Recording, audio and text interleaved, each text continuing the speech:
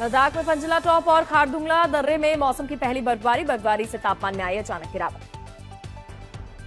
जम्मू कश्मीर के कई इलाकों में भारी बारिश का कहर जारी। जम्मू के नल्हा पुल के ध्वस्त होने से बढ़ी लोगों की दिक्कतें। पहाड़ी क्षेत्र में बढ़ा भूस्खलन का खतरा। भारी बारिश के चलते कांगड़ा का पोंग डैम पूरी तरह लबालब। आसपास के रिहायशी इलाकों में भी पहुंचा पानी के तेज बहाव में कई गाड़ियां बहती नजर आई।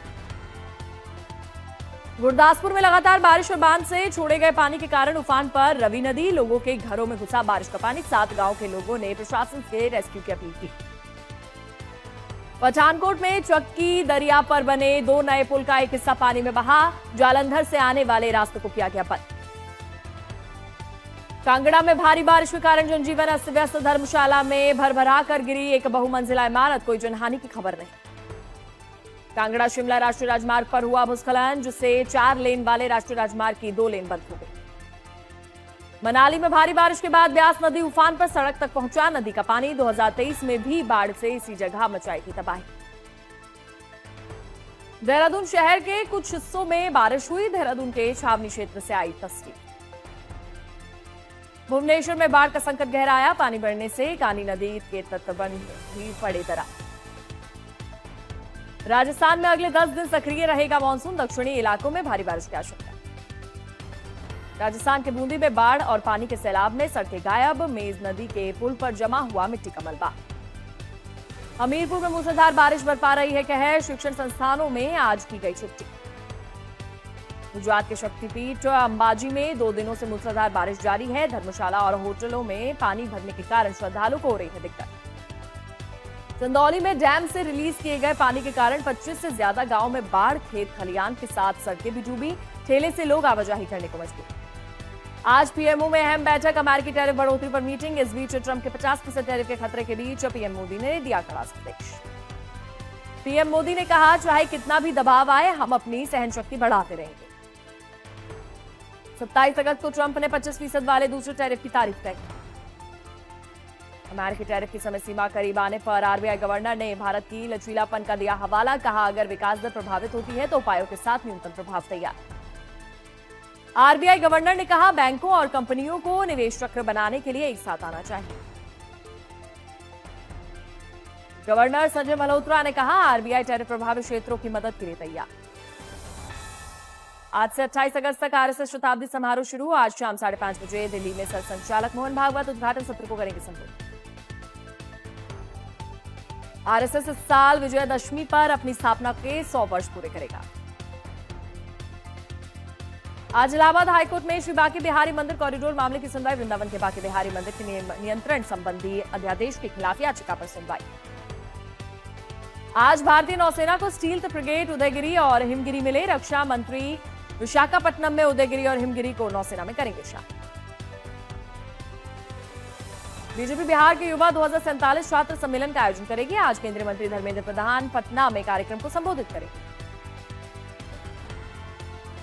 ठाकुर बाबा की करीब 13 करोड़ रुपए से ज्यादा की संपत्ति। ईडी ने कुर्क की मामले की जांच जारी।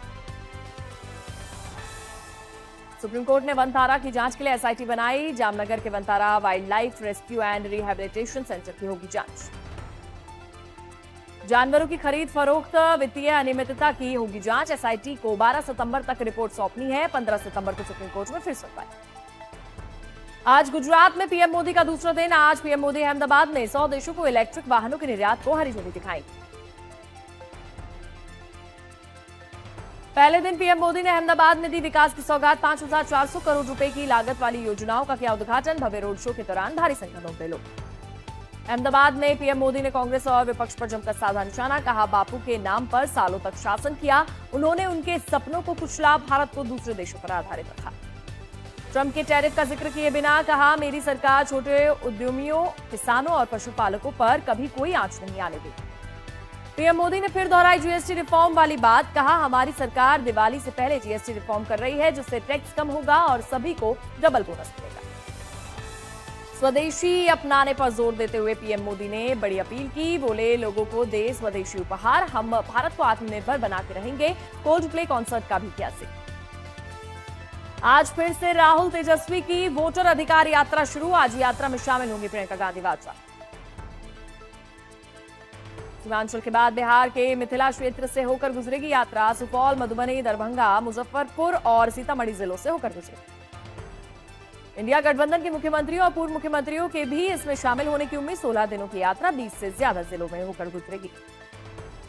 17 अगस्त को शुरू हुई एसआईआर के खिलाफ 1300 किलोमीटर की यात्रा 1 सितंबर को पटना में खत्म। उपराष्ट्रपति उम्मीदवार को लेकर इंडिया गठबंधन समर्थन जुटाने में लगी। सुदर्शन रेड्डी आज लखनऊ में अखिलेश यादव से मुलाकात करेंगे। सुदर्शन रेड्डी जल्द ही समर्थन जुटाने के लिए अन्य क्षेत्रीय दलों से संपर्क करेंगे। आयुष्मान भारत योजना के तहत मरीजों का इलाज करने वाले हरियाणा के 650 अस्पतालों ने हड़ताल की खत्म। हरियाणा के मुख्य सचिव के साथ बैठक के बाद दिया फैसला। MiG-21 की विदाई से पहले एयरफोर्स चीफ ने उड़ाया फाइटर जेट। अगले महीने 25 सितंबर को रिटायर हो रहा है लड़ाकू विमान।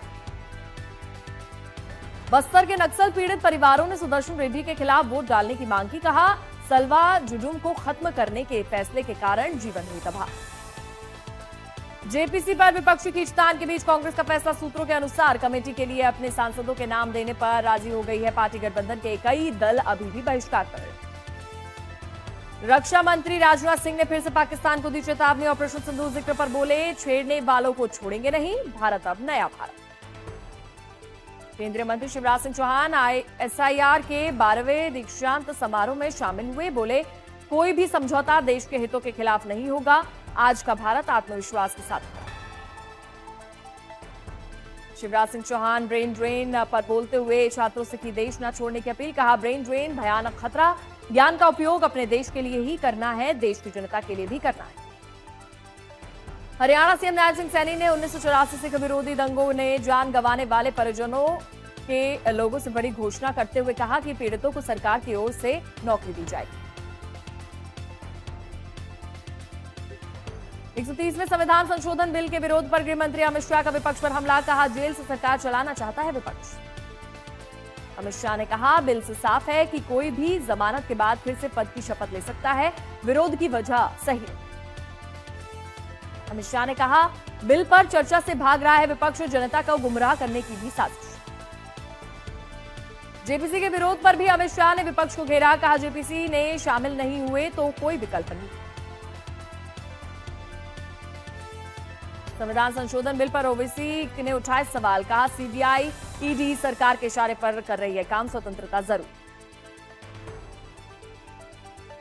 बीएमसी चुनाव से पहले बीजेपी का बड़ा दांव। आशीष शेलार को मुंबई अध्यक्ष पद से हटाया। अमित साटम को सौंपी कमान।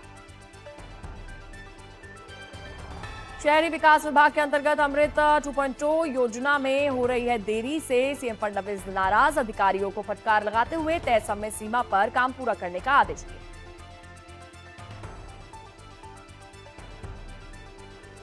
सीएम फडणवीस ने वॉर रूम की समीक्षा बैठक में कहा, विकसित महाराष्ट्र 2047 के लक्ष्य को प्राप्त करने के लिए सामाजिक और आर्थिक प्रगति के महिलाओं की भागीदारी आवश्यक। 17,000 फीट की ऊंचाई पर भारतीय सेना ने दिखाई अपनी ड्रोन शक्ति। अग्निवीर अनिल देव बने सूर्या ड्रोनथॉन 2025 में चैंपियन।